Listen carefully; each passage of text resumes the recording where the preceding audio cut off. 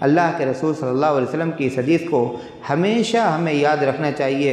اللہ کے رسول صلی اللہ علیہ وسلم نے فرمایا عجباً لامر المؤمن ان امرہ کلہ لہ خیر ولیس ذلک لأحد الا للمؤمن۔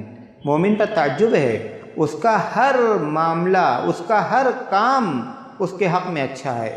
ان اصابت سراء شکر فکان خیرا لہ، اگر اسے خوشی ملتی ہے شکر بجا لاتا ہے، یہ اس کے حق میں بہتر ہے۔